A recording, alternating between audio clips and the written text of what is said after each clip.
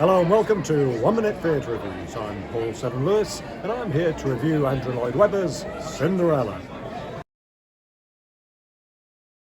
Andrew Lloyd Webber's Cinderella opened to largely positive reviews, but more recently the production has been butchered by the New York Post's Johnny Oleksinski, potentially scuppering a Broadway launch.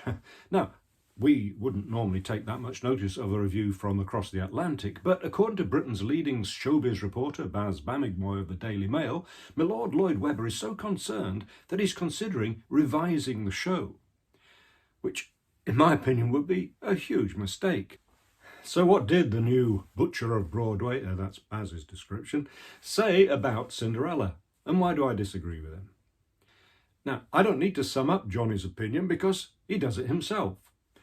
Bibbity-bobbity, cut 30 minutes. Bibbity-bobbity, scrap the set and costumes. Bibbity-bobbity, more jokes and dancing.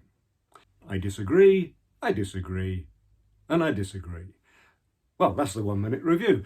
But keep watching for more about Andrew Lloyd Webber's Cinderella and why I disagree with the Butcher of Broadway. The Butcher of Broadway first buries his cleaver into the writer of the book and original story, Emerald Fennell. Problem is, this revisionist Cinderella isn't dark and brooding like The Phantom of the Opera. With a book by Oscar-winning promising young woman scribe Emerald Fennell, it fancies itself a musical comedy like Guys and Dolls or Hairspray, but at the matinee I attended, the silent crowd might as well have been watching Ibsen. Now, there's no denying that an audience can influence your mood, and I've sat through a few dead matinees myself, so I know, and that could have affected Johnny's enjoyment. I mean, at the performance I attended, which was a Sunday matinee by the way, the audience laughed, cheered and clapped throughout, ending with an almost universal standing ovation. The transformation scene just before the interval did leave me feeling underwhelmed, but the ball at the opening of Act 2 more than made up for that. For a straightforward tale, the show takes its sweet time, a good 2 hours 45 minutes all told, continues Johnny. Well, first of all, the show includes a 20-minute interval, so it's actually well under 2.5 hours, which is quite short for a musical. I mean, I guess any new show can be tightened up once the audience's reaction has been gauged, but I would be hard-pressed myself to know what to cut, since I enjoyed every minute. And it seemed that so did the audience that I shared it with. So, what is this apparently long-winded revisionist story? You don't need me to tell you that it concerns a bad Cinderella. Yes, that really is an earworm. Well, she lives in Belleville, a tourist destination whose attraction is based on the physical beauty of its citizens. Cinderella is a rebel whose activities undermine the town's reputation.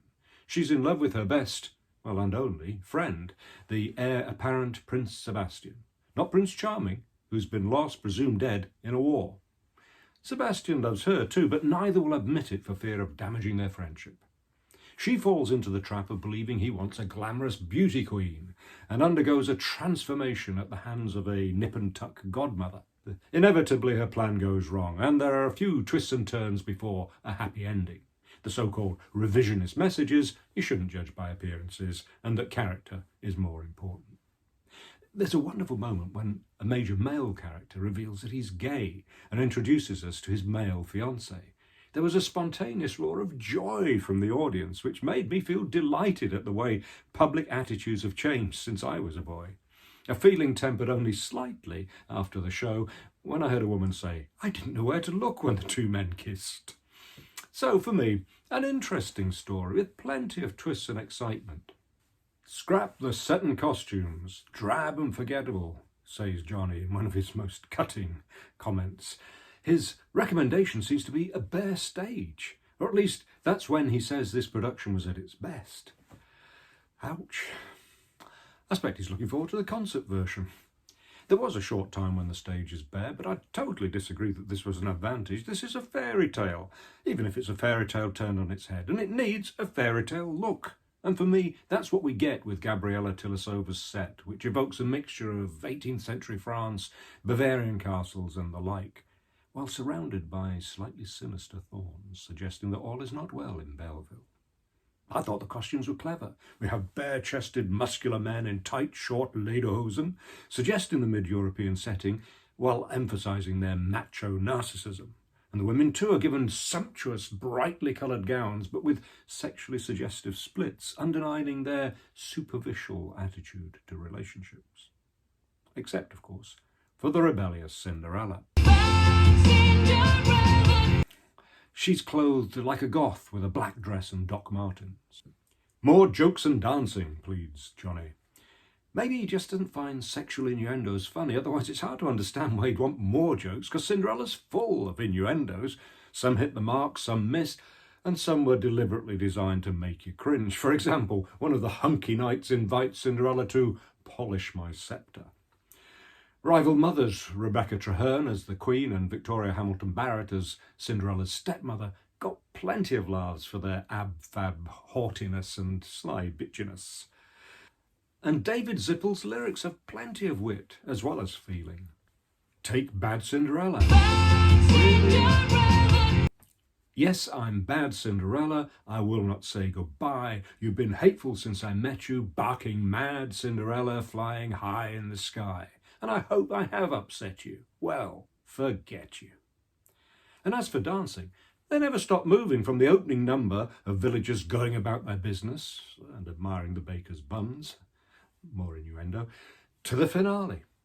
Joann M Hunter's choreography is clever, energetic and stage-filling, and totally in tune with the varying moods.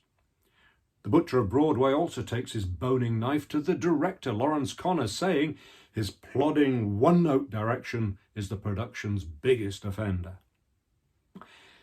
I guess if you find a show dull, you're going to blame the author, the cast, or the director. And these are not always easy to separate. I found the production had plenty of pace and struck many different notes as appropriate between energetic ensemble numbers, comic routines, and the pathos of love gone wrong. Personally, I would attribute this to the director, bringing out the best in the book and music. Now, Johnny praises the cast, and they were certainly on top form when I saw them, but as I said, it can be hard to separate direction and cast. So if the show was plodding on the day Johnny attended, I'd say it's possible that the cast were having an off day. It does happen that a cast, especially at a matinee, just don't get up the energy needed for a show like this. As Boy reported that Andrew Lloyd Webber had had a go at the cast following Johnny Oleksinski's review. So maybe he thought some of their performances needed sharpening. I obviously don't know, and I can only say the cast were full of energy and commitment when I saw them a few days later. Carrie Hope Fletcher plays Cinderella. She's such an open-faced smile and soaring voice that it's hard to imagine anybody else playing the part. But her alternate, Georgina Onuora, has had many favourable comments, and that's who Johnny saw and liked. Ivano Turco is Prince Sebastian. He's got a good singing voice, and he conveyed well this shy, sensitive, good-hearted lad who is physically and mentally the polar opposite of the other hunky men of Belleville. And then there's the music. Well, here Johnny and I agree. He really likes Lloyd Webber's heart-racing ballads, and he's right. Bad Cinderella, okay, that's enough, is the standout song, but slower, plaintive ballads like Only You, Lonely You, sung by Prince Sebastian, and Cinderella's I Know I Have a Heart, represent Andrew Lloyd Webber at the top of his game, both catchy and soaring. I've never been a big fan of his lush, light operatic music, but I freely acknowledge he can write a good tune, and in this case his traditional melodic style and big orchestral arrangements seem perfect for the subject matter. Mr. Oleksinski writes, "There's a satisfying musical buried somewhere in Andrew Lloyd Webber's Cinderella." Well, I suppose once it's got a new story, new book, new set and costumes, new choreography and a new director, I presume it'll be okay. I wonder if there's a clue in the way Johnny writes his damning review as to why he might feel so much is wrong with this production. Right at the beginning, his reference point is the Disney animated film of Cinderella. You remember his bibbity-bobbity quotes. Could it be that the British Lord has trampled on an American child's happy memory? I mean, we British, on the other hand, have been brought up not so much with a 1950 cartoon as with Cinderella pantomimes, in which subversion and innuendo are the norm. Now, there's no Buttons in this production, but he's a character who traditionally loves Cinderella for what she is, rather than her shoe size, even if his love is unrequited. And that panto character prepares us nicely for Prince Sebastian's attitude.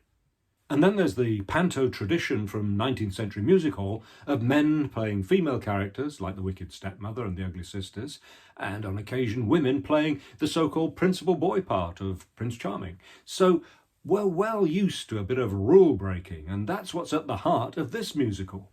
Now, to be clear, this is not a pantomime. It's an excellent musical with Andrew Lloyd Webber on good form, a satisfying story, and a scintillating production.